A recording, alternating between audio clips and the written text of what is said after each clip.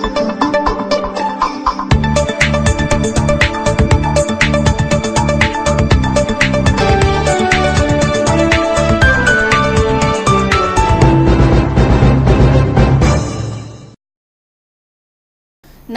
కృష్ణతేజ వార్తలకి స్వాగతం. ముందుగా వార్తల్లోని ముఖ్యాంశాలు. శ్రీవారి దర్శనంలో సామాన్యులకు అధిక ప్రాధాన్యత కల్పిస్తున్నారు. సీఎం ఆశయాలకు అనుగుణంగా పాలక మండలి పనిచేస్తోంది. చినరాజప్ప కితాబు. స్వామివారిని దర్శించుకున్న రాష్ట్ర ఉప ముఖ్యమంత్రి. కేంద్ర రాష్ట్ర ప్రభుత్వాలు విద్యా వ్యతిరేక విధానాలను అవలంబిస్తోంది. స్కాలర్షిప్ ఫీజు రీయింబర్స్మెంట్ చెల్లించకుండా ఇబ్బందులకు గురి చేస్తోంది. ఏఐఎస్ఎఫ్ నాయకుల ఆరోపణ. దేశంలో సాంకేతిక విప్లవం రావడానికి కారణం రాజీవ్ గాంధీ. ఆయన లేని లోటు తీరనిది. మాజీ ప్రధాని వర్ధంతి వేడుకల్లో కాంగ్రెస్ నాయకుల వెల్లడి.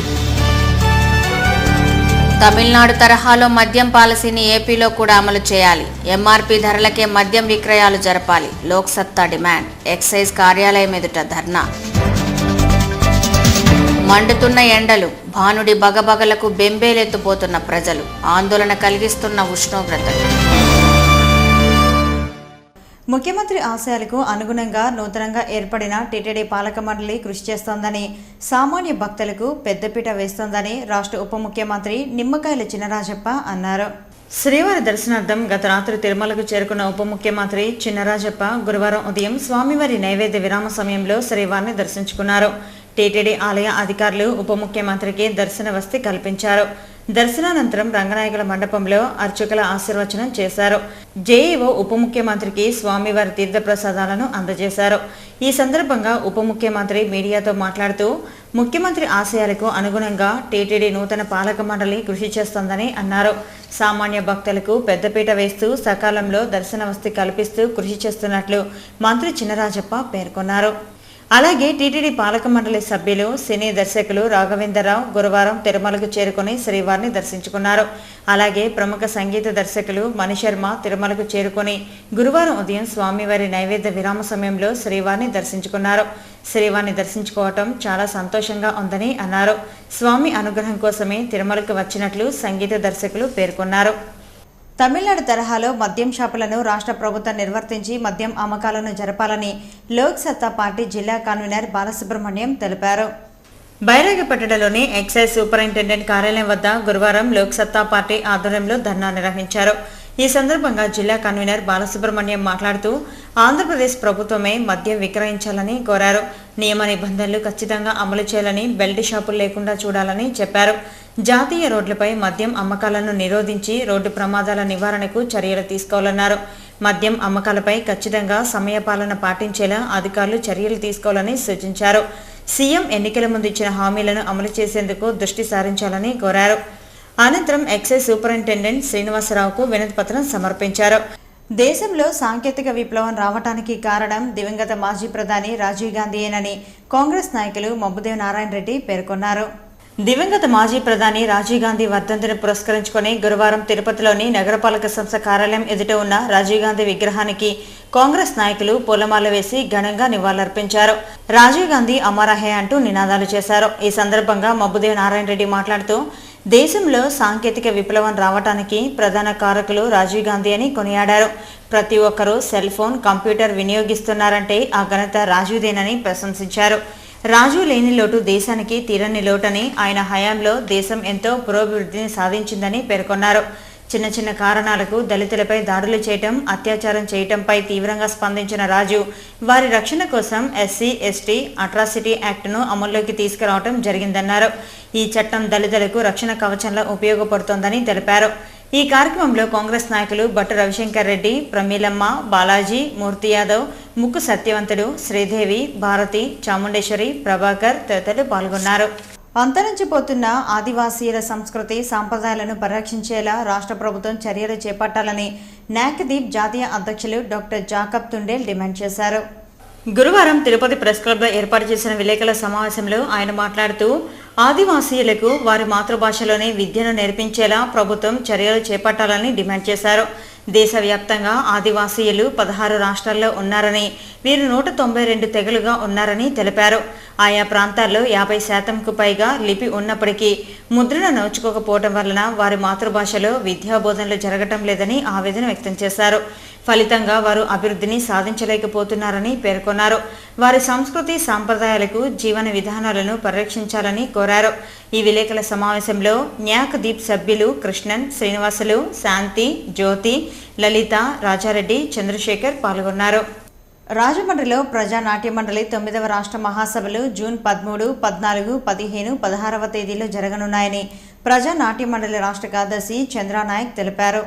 కర్నాల వీధిలోని సిపిఐ కార్యాలయంలో గురువారం ఏర్పాటు చేసిన మీడియా సమావేశంలో చంద్రనాయక్ మాట్లాడుతూ 3 సంవత్సరాల క్రితం 8వ రాష్ట్ర మహాసభలు తిరుపతిలో ఘనంగా జరిగాయని పేర్కొన్నారు. రాష్ట్ర మహాసభల కోసం కళాకారులు సిద్ధమవుతున్నారని, రాష్ట్రం విడిపోయిన తర్వాత 13 జిల్లాల్లోని కళాకారులు తమ ప్రదర్శనలను రాజమండ్రి వేదికపై ప్రదర్శించనున్నారని తెలిపారు. సామాజిక సమస్యలైన అవినీతి, నిరుద్యోగం, ధరల పెరుగుదల వంటి అంశాలపై కళారూపాలను తయారు చేసి ప్రదర్శించడం జరుగుతుందని పేర్కొన్నారు. 13వ తేదీన రాజమండ్రిలో కళాకారుల ర్యాలీ, బహిరంగ సభ జరుగుతుందని, మిగిలిన 3 రోజుల పాటు ప్రతినిధుల చర్చలు జరుగుతాయని తెలిపారు. రాష్ట్ర మహాసభలకు పలువురు ప్రముఖులు, సినీ రంగ ప్రముఖులు పాల్గొంటారని చెప్పారు. కావున జిల్లా వ్యాప్తంగా పెద్ద సంఖ్యలో కళాకారులు పాల్గొని జయప్రదం చేయాలని పిలుపునిచ్చారు. ఈ సమావేశంలో చిన్నం పెంచలయ్య, గుర్రప్ప, మనేంద్ర, నాగరాజు, కాలయ్య పాల్గొన్నారు.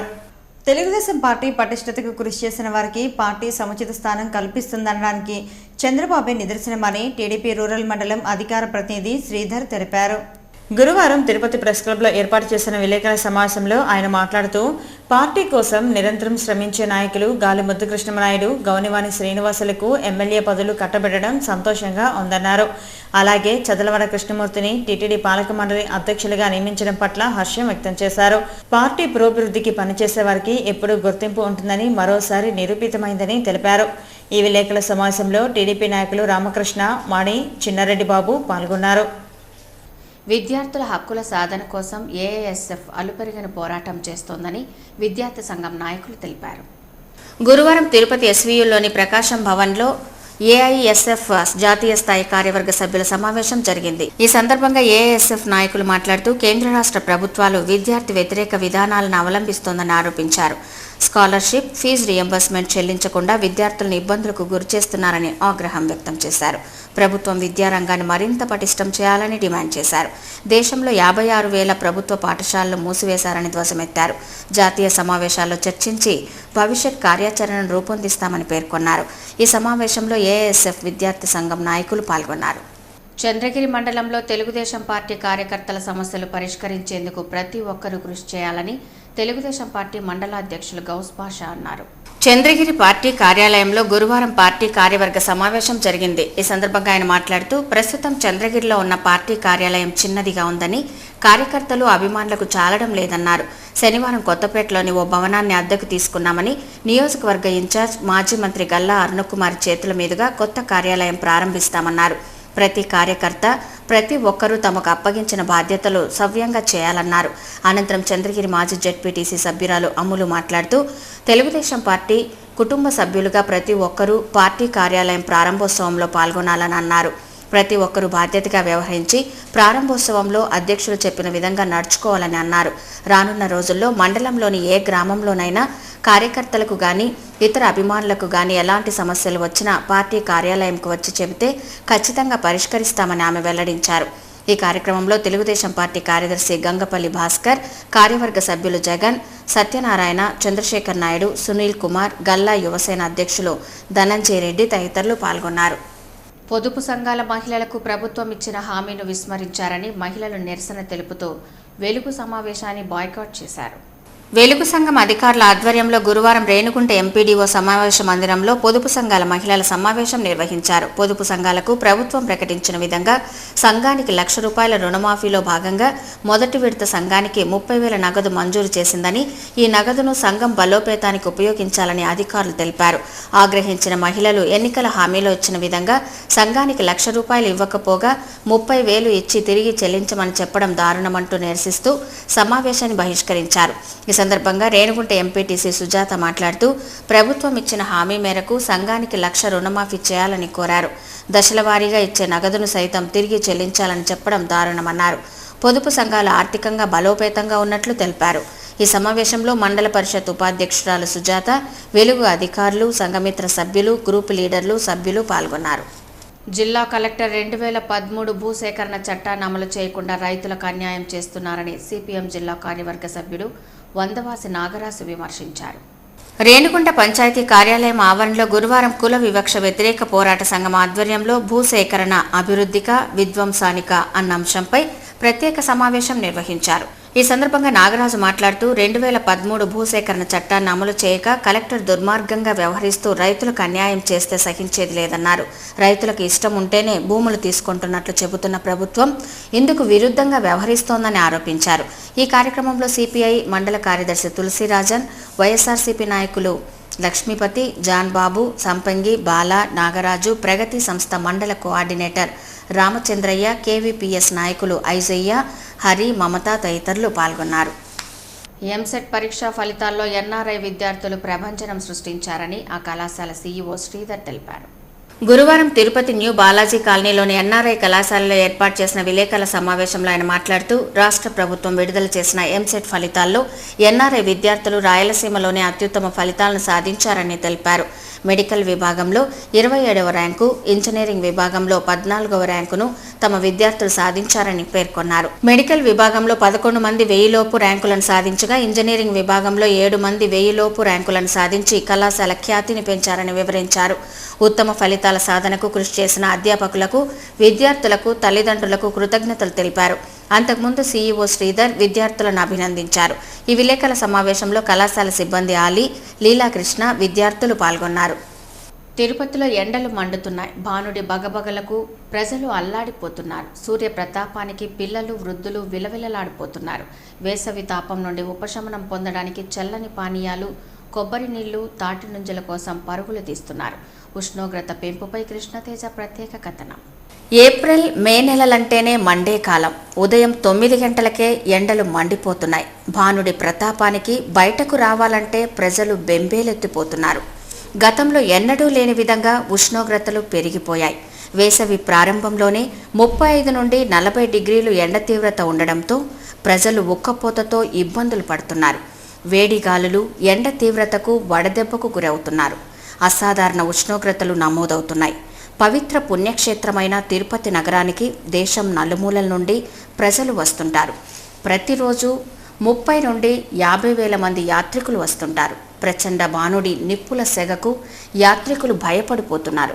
గతంలో వివిధ పార్టీల నాయకులు నగరంలోని ప్రధాన కూడళ్లలో వేసవి తాపం నుండి పాదచారులకు ఉపశమనం కలిగించేందుకు చలివేంద్రాలను ఏర్పాటు చేసేవారు. అయితే ప్రస్తుతం ఆ ఛాయలు కనపడడం లేదు. సూర్య ప్రతాపం నుండి ఉపశమనం పొందేందుకు గొడుగులు, టోపీలు, కర్చీఫ్లు, చున్నీలను కప్పుకొని బయటకు వెళ్లాల్సి వస్తోంది.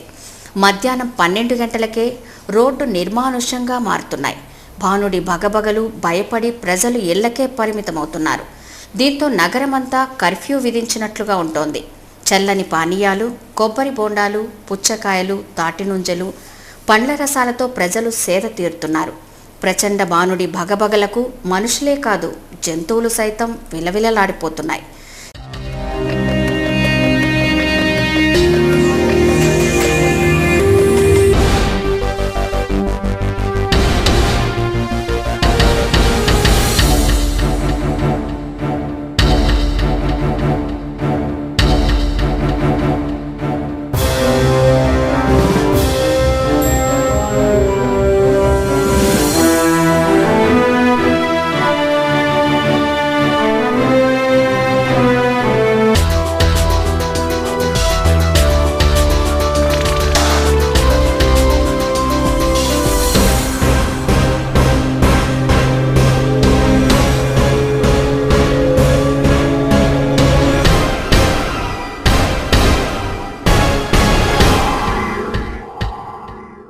శ్రీ వెంకటేశ్వర జంతు ప్రదర్శనశాలలో జంతువులు ఎండ తీవ్రతకు అల్లాడిపోతున్నాయి.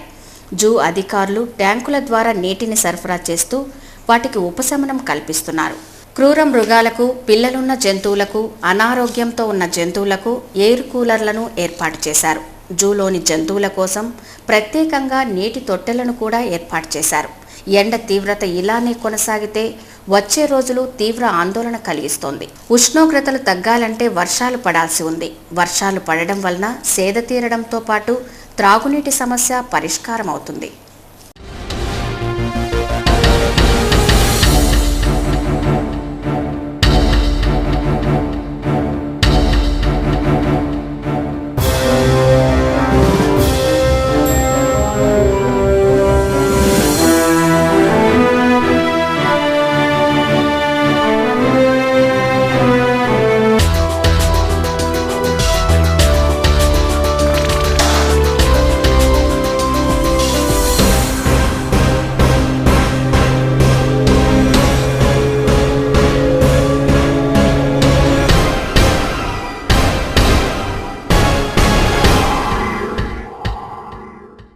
ఇక తిరుమల సమాచారం. తిరుమలలో భక్తుల రద్దీ అధికంగా ఉంది. గురువారం సాయంత్రానికి 50,236 మంది భక్తులు శ్రీవారిని దర్శించుకున్నారు. సర్వదర్శనానికి అన్ని కంపార్ట్మెంట్లలో భక్తులు వేచి ఉన్నారు. వారికి 12 గంటల దర్శన సమయాన్ని కేటాయించారు. నడకదారి భక్తులు అన్ని కంపార్ట్మెంట్లలో వేచి ఉన్నారు. వారికి 8 గంటల వ్యవధిలో దర్శన సమయాన్ని టీటీడీ అధికారులు కేటాయించారు. తిరుమలలో శుక్రవారం అందుబాటులో ఉండే వసతి సదుపాయాల వివరాలు ఇలా ఉంటాయి. ఉచిత గదులు 67, 50 రూపాయల గదులు 6, 100 రూపాయల గదులు 2, 500 మరియు 600 రూపాయల గదులు అందుబాటులో లేవు. తిరుమలలో శుక్రవారం అందుబాటులో ఉండే ఆర్జిత సేవా టికెట్ల వివరాలు ఎలా ఉంటాయి. వసంతోత్సవం, సహస్ర దీపాలంకరణ సేవా టికెట్లు అందుబాటులో లేవు. కాగా వివిధ ప్రాంతాల నుంచి తిరుమలకు వచ్చిన భక్తులు శ్రీవారికి విరాళాలు అందజేశారు. 11,40,000 రూపాయలను అన్నదానం, శంకర నేత్రాలయ ట్రస్టులకు విరాళంగా ఇచ్చినట్లు టీటీడీ అధికారులు తెలిపారు. పోస్టాఫీస్ ద్వారా భక్తులకు విక్రయించే ప్రత్యేక ప్రవేశ దర్శనం టికెట్ల వివరాలు ఇలా ఉంటాయి. ఉదయం 10 గంటల నుంచి మధ్యాహ్నం 1 గంట వరకు శ్రీవారి దర్శనార్థం అందుబాటులో ఉండే దర్శన టికెట్ల వివరాలు ఇలా ఉంటాయి. 10 గంటలకు అందుబాటులో లేవు. 11 గంటలకు 69, 12 గంటలకు 110, 1 గంటకు 61 అందుబాటులో ఉన్నాయి. Tirupati bullion gold jewellery and silver merchant association సమాచారం మేరకు శుక్రవారం లోకల్ బులియన్ మార్కెట్లో బంగారం, వెండి ధరలు ఇలా ఉంటాయి. 24 క్యారెట్ల అపరంజి బంగారం 10 గ్రాముల ధర 27,620 రూపాయలు. 22 క్యారెట్ల నగల బంగారం 1 గ్రామ్ ధర 2,582 రూపాయలు. వెండి 1 కేజీ ధర 39,520 రూపాయలు. రీటైల్ వెండి 1 గ్రామ్ ధర 42 రూపాయల 30 పైసలు. వార్తలు ముగించే ముందు ముఖ్యాంశాలు మరోసారి చూద్దాం. శ్రీవారి దర్శనంలో సామాన్యులకు అధిక ప్రాధాన్యత కల్పిస్తున్నారు. సీఎం ఆశయాలకు అనుగుణంగా పాలక మండలి పనిచేస్తోంది. చినరాజప్ప కితాబు. స్వామివారిని దర్శించుకున్న రాష్ట్ర ఉప ముఖ్యమంత్రి. కేంద్ర రాష్ట్ర ప్రభుత్వాలు విద్యా వ్యతిరేక విధానాలను అవలంబిస్తోంది. స్కాలర్షిప్ ఫీజు రీఎంబర్స్మెంట్ చెల్లించకుండా ఇబ్బందులకు గురి చేస్తోంది. ఏఐఎస్ఎఫ్ నాయకుల ఆరోపణ. దేశంలో సాంకేతిక విప్లవం రావడానికి కారణం రాజీవ్ గాంధీ. ఆయన లేని లోటు తీరనిది. మాజీ ప్రధాని వర్ధంతి వేడుకల్లో కాంగ్రెస్ నాయకుల వెల్లడి. తమిళనాడు తరహాలో మద్యం పాలసీని ఏపీలో కూడా అమలు చేయాలి. ఎంఆర్పీ ధరలకే మద్యం విక్రయాలు జరపాలి. లోక్సత్తా డిమాండ్. ఎక్సైజ్ కార్యాలయం ఎదుట ధర్నా. మండుతున్న ఎండలు, భానుడి బగబగలకు బెంబేలెత్తుపోతున్న ప్రజలు, ఆందోళన కలిగిస్తున్న ఉష్ణోగ్రతలు. ఈ వార్తలు ఇంతటితో సమాప్తం. నమస్కారం.